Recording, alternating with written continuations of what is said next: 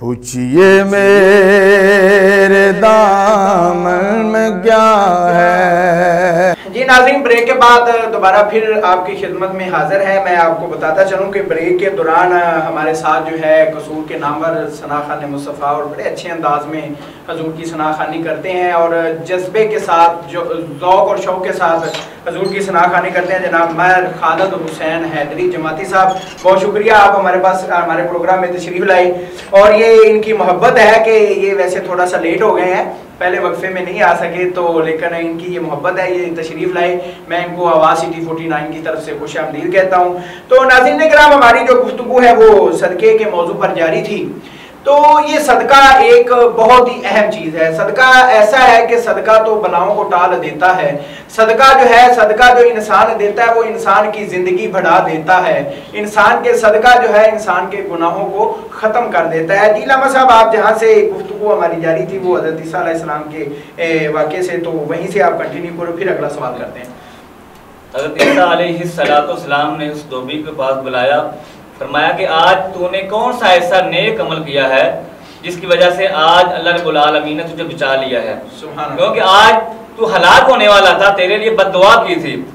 کہنے لگا اے اللہ کے نبی، کوئی ایسا خاص عمل تو نہیں کیا، لیکن راستے میں ایک سائل ملا اور اس نے سوال کیا، میں نے اس کو ایک روٹی عطا کر دی، اور اس نے روٹی کے بدلے مجھے کہا کہ آپ کو اللہ رب العالمین جس طرح آپ لوگوں کے کپڑے صاف کرتے ہیں، اللہ رب العالمین آپ کا دل صاف کر دے۔ سبحان اللہ۔ اور مجھے اس کی دعا پسند آئی، میرے دل کو لگ گئی، میں نے اس کو دوسری روٹی بھی عطا کر دی۔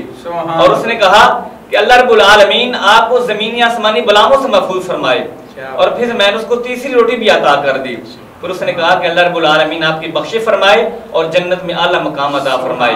ادھر اللہ رب العالمین نے جبریل کو بھیجا، فرمایا جبریل جاؤ عیسیٰ علیہ السلام کے پاس اور جا کہا کہ یہ جو گٹھڑی لے کے آیا اس کو کھولو ذرا۔ جب گٹھڑی کھولی گئی اس کے اندر سے ایک اژدہا نکلا، اس کے منہ زنجیروں سے بندھا ہوا ہے، اور آپ عیسیٰ علیہ السلام نے اس سانپ سے گفتگو کی، فرمایا کہ تجھے تو اللہ رب العالمین نے بھیجا تھا اس کو ہلاک کرنے کے لیے، آپ نے کیوں نہیں ہلاک کیا؟ وہ اللہ رب العالمین کی طرف سے اس کو زبان ملی، اس نے کہا اللہ کے نبی میں ہلاک کرنے کے لیے آیا تھا، لیکن جب اس نے صدقہ دیا تو صدقہ تو غلاموں کو محفوظ کر دیتا ہے، اللہ رب العالمین موت سے بھی بچا لیتا ہے۔ تو جب اس نے صدقہ دیا پھر اللہ رب العالمین نے فرشتوں کو بھیجا اور فرشتے آئے اور انہوں نے میرے منہ میں لگامیں دے دی، زنجیریں دے دی، اور میں نے بڑی کوشش کی اس کو کاٹنے کے لیے لیکن میں اس کو کاٹنے سے محروم رہا۔ تو حضرت عیسیٰ علیہ السلام نے فرمایا اللہ کے نیک بندے اسی طرح اپنا کام جاری رکھ اور صدقہ دیتا رہ، اللہ رب العالمین تیری عمر بھی بڑھا دے گا، اللہ رب العالمین تجھے مصیبتوں میں سے بچا لے گا، اور اللہ رب العالمین تجھے بلاؤں سے بھی محفوظ فرما لے گا۔ صدقے کی بہت زیادہ فضیلت ہے۔ حضرت منصور بن عمار، آپ کے بہت مشہور واقعہ ہے کہ آپ بیان کر رہے تھے تو ایک یہودی تھا، اس کا ایک غلام تھا اور وہ مسلمان تھا۔ اس کے پاس جو یہودی آقا تھا اس کے پاس مہمان آئے، تو اس نے کہا اپنے غلام سے کہا جو مسلمان تھا 4 درہم دیے، جاؤ اور ان کے لیے کھانا لے کر آؤ۔ وہ جو مسلمان غلام تھا نا، وہ کھانا لینے کے لیے جا رہا ہے تو راستے میں دیکھا کہ حضرت منصور بن عمار ان کی محفل لگی ہوئی ہے۔ اس نے کہا کیوں نہ ہو کہ میں محفل میں بیٹھ جاؤں، میرا یہودی غلام ہے یعنی آقا ہے، اس نے مجھے مہمانوں کے لیے کھانا بھیجا ہے تو میں ادھر محفل میں بیٹھ جاتا ہوں۔ وہ تھوڑی دیر محفل میں بیٹھا تو محفل میں سے ایک سائل کھڑا ہو گیا، اس نے سوال کیا کہ مجھے 4 درہم چاہیے کیونکہ میں مقروض ہوں، مجھے 4 درہم چاہیے۔ حضرت منصور بن عمار آپ محفل کر رہے ہیں تو آپ نے فرمایا کہ جو بھی اس کو 4 دینار دے گا اس کے لیے 4 دعائیں کی جائیں گی۔ سبحان اللہ، کیا بات ہے، اس کے لیے 4 دعائیں کی جائیں گی۔ کیا بات ہے۔ اور اس نے کہا کہ میں 4 دینار دے دیتا ہوں اور 4 دعائیں کروا لیتا ہوں۔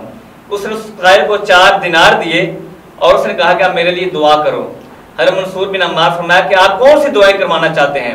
فرمایا کہ سب سے پہلے میں یہ دعا کروانا چاہتا ہوں کہ میں غلام ہوں، میں آزاد ہو جاؤں۔ سبحان اللہ، کیا بات ہے، میں غلام ہوں، میں آزاد ہو جاؤں۔ تو آپ نے فرمایا کہ اللہ رب العالمین آپ کو آزاد کرے گا۔ فرمایا دوسری دعا کون سی کروانی ہے؟ فرمایا کہ میں دوسری دعا یہ کروانا چاہتا ہوں کہ میں امیر ہو جاؤں، میں غریب ہوں، اللہ رب العالمین مجھے مال عطا کر دے، میں دولت مند ہو جاؤں۔ آپ نے دوسری دعا بھی کر دی۔ اور فرمایا تیسری دعا کون سی کروانا چاہتے ہو؟ फरमाया मैं तीसरी दुआ ये करवाना चाहता हूँ, अल्लाह रब्बुल आलमीन मेरे गुनाहों की बख्शिश फरमा दे। सुभान अल्लाह, अल्लाह रब्बुल आलमीन मेरे गुनाह माफ फरमा दे, अल्लाह रब्बुल आलमीन बख्शिश की परवाना अता फरमा दे। और फरमाया कि तीसरी दुआ भी हो चुकी। अब फरमाया चौथी दुआ कौन सी करवाना चाहते हो? फरमाया चौथी दुआ ये करवाना चाहता हूँ, जो मेरा आका है यहूदी, मैं दुआ करवाना चाहता हूँ कि वो मुसलमान हो जाए। सुभान अल्लाह, क्या वो मुसलमान हो जाए। देखो अपने आका के लिए दुआ करवा रहा है जो यहूदी है, हालांकि वो पता नहीं कितने जुल्म करता होगा, बहुत जुल्म करता होगा बेशक। फरमाया कि मैं चौथी दुआ ये करवाना चाहता हूँ जो मेरा यहूदी आका है वो मुसलमान हो जाए। उसके लिए भी दुआ कर दी गई और फिर वापस आए। हालत तो ये होनी चाहिए थी, परेशान होना चाहिए था कि मेरा आका पूछेगा, मेरा जो यहूदी है, मैं तो मेहमानों के लिए खाना लेने गया, मैं तो खाना लेने गया था, तो वो मेरे से पूछेगा कि पैसे कहाँ भेजे हैं, पैसे कहाँ ज़ाया कर दिए। लेकिन वो मुस्कुरा के आ रहा है। और जब आका के सामने पहुंचा, फरमाया तुझे तो खाना लेने के लिए भेजा था और तू लेट भी आया है और मुस्कुरा भी रहा है, खाना भी लेके नहीं आया। फरमाया कि हज़रत मंसूर बिन अम्मार की महफिल लगी हुई थी, तो मैं महफिल में बैठ गया, तो एक साइल ने सवाल किया कि मुझे 4 दिरहम चाहिए, तो मैंने उसको 4 दिरहम दिए। और मंसूर बिन अम्मार ने फरमाया कि जो भी इसको 4 दिरहम देगा उसके लिए 4 दुआएं की जाएंगी। फरमाया फिर तूने कौन सी 4 दुआएं करवाई हैं? फरमाया कि मैंने 4 दुआएं ये करवाई हैं, पहली मैंने ये दुआ करवाई है कि मैं गुलाम हूं, मैं आजाद हो जाऊं। फरमाया कि मैंने तुझे आजाद कर दिया। अल्लाह, पहली दुआ का असर हुआ, पहली दुआ कबूल हो गई। फरमाया कि मैंने तुझे आज से आजाद कर दिया। फरमाया दूसरी दुआ कौन सी करवाई? फरमाया दूसरी दुआ मैंने ये करवाई कि मैं गरीब हूं, मैं मालदार हो जाऊं।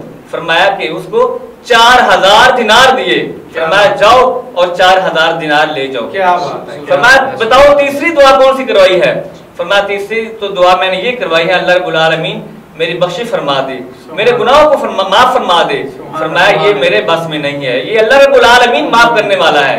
अल्लाह रब्बुल आलमीन तेरे गुनाहों को माफ फरमाएगा, ये मैं नहीं कर सकता। चौथी दुआ कौन सी करवाई है? फरमाया चौथी दुआ मैंने ये करवाई है कि जो मेरा आका है यहूदी है मुसलमान हो जाए। फरमाया फिर तू गवाह हो जा, मैं तेरे सामने कलमा पढ़ता हूँ ला इलाहा इल्लल्लाह मुहम्मदुर रसूलुल्लाह, और मैं आखिरुल ज़मान नबी को मानता हूँ और मैं उसका कलमा पढ़ता हूँ। रात हुई तो ख्वाब में किसी ने कहा कि जो तेरे बस में नहीं था वो हमने कर दिया, हमने तेरी भी बख्शिश कर दी, और जो तेरा गुलाम था मुसलमान हमने उसकी बख्शिश कर दी। मंसूर बिन अम्मार उनकी बख्शिश फरमा दी, और जो महफिल में बैठने वाले थे उन सब की बख्शिश फरमा दी। सुभान अल्लाह। ये 4 दिनार का सदका देखिए, ये देखिए कितना दिनार, 4 दिनार अल्लाह रब्बुल आलमीन के रास्ते में सदका किए।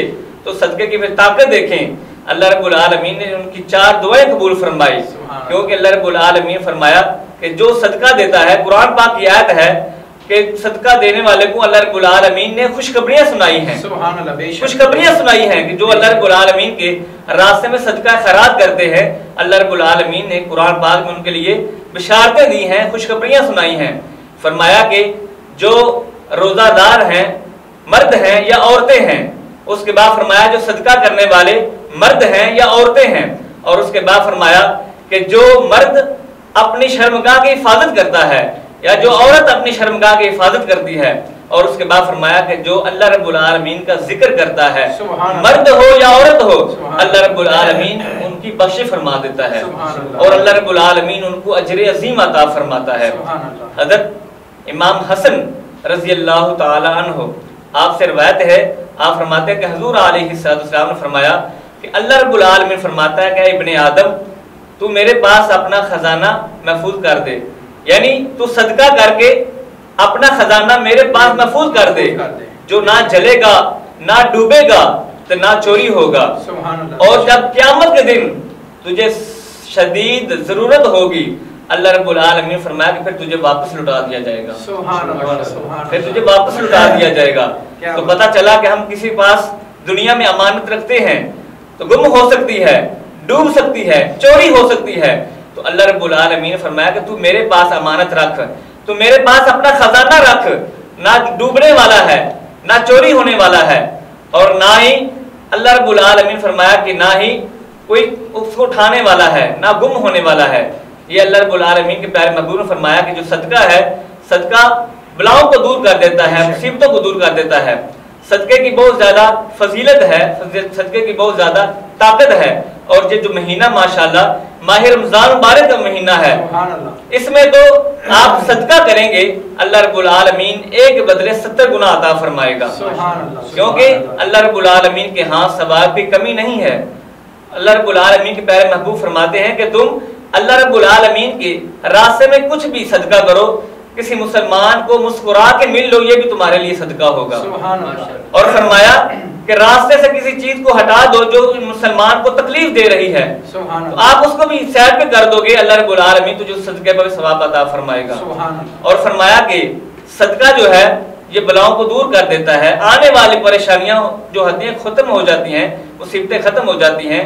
اور فرمایا کہ صدقہ جو ہے جو اللہ رب العالمین کی رضا کے لیے دیتا ہے، اپنے حلال مال سے دیتا ہے، توجہ سے سننا، جو اللہ رب العالمین کے راستے میں اپنے حلال مال سے صدقہ کرتا ہے، اللہ رب العالمین کے پیارے محبوب نے فرمایا وہ اللہ رب العالمین کی بارگاہ میں جلدی قبول ہو جاتا ہے۔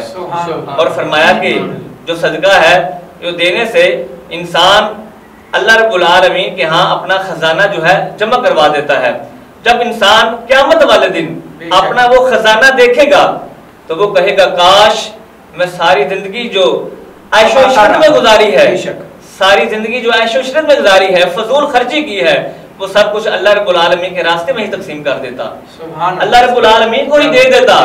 جو آج مجھے ثمر مل رہا ہے، جو مجھے اجر مل رہا ہے، کاش میں سارا اپنا مال ہی اللہ رب العالمین کے راستے میں دے دیتا، تقسیم کر دیتا۔ یہ ہے صدقے کی طاقت۔ ناظرین بالکل جس طرح آپ علامہ صاحب کی گفتگو سماعت فرما رہے ہیں، ناظرین آج کا ہمارا موضوع یہ ڈیسائیڈ کرنے کا یا ناظرین تک گفتگو پہنچانے کا مقصد یہی تھا کہ صدقے کو معمولی چیز نہ سمجھا جائے۔ دیکھیں ایک بات اور ہے کہ اکثر ہم جو ہے ہر بات پہ دیکھتے ہیں کیا اسے صدقہ لگتا ہے نہیں لگتا، کیا اسے دینا چاہیے نہیں دینا چاہیے، یہ بات ایک الگ ہے۔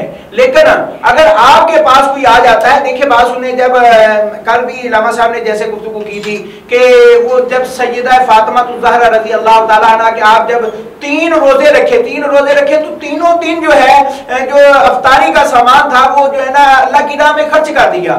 انہوں نے یہ تو نہیں دیکھا تھا، انہوں نے یہ تو نہیں پوچھا تھا جب اس نے کہا تھا کہ میں مسکین ہوں، مجھے کھانے کی ضرورت ہے، مجھے کھانا عطا کیا جائے، اس نے حضرت فاطمہ الزہرا رضی اللہ تعالیٰ آپ نے یہ تو نہیں پوچھا تھا کہ کیا واقعی تم مسکین ہے، کیا تم واقعی یتیم ہے، کیا واقعی تم اسیر ہو۔ انہوں نے تحقیق تو نہیں کی تھی، انہوں نے آواز لگائی، انہوں نے صدا کی، انہوں نے جو ہے کھانا اٹھا کر اسے دے دیا۔ لیکن ایک بات یہ ہے کہ ہمیں ان باتوں پہ نہیں پڑھنا چاہیے۔ ہمیں اگر اللہ تعالیٰ نے دیا ہوا ہے، ہمارے پاس کوئی بھی آئے جیسا بھی آئے، اگر وہ اللہ کے نام کا سوال کرتا ہے، اللہ کے نام پہ کچھ مانگتا ہے، تو ہمارے پاس جو کچھ بھی ہو ہمیں دے دینا چاہیے۔ جس طرح میں نے پہلے بھی عرض کی ہے کہ یہ لیلۃ القدر کی جو ہے ایام چل رہے ہیں، یہ طاق راتیں ہیں 10، اس میں جتنا ہو سکے ہر رات کو صدقہ ضرور کیا کریں۔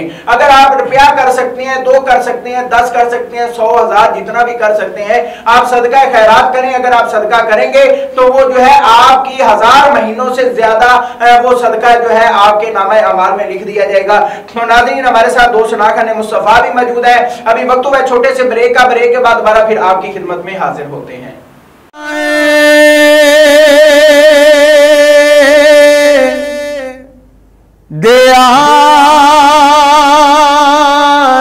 نبی ہوں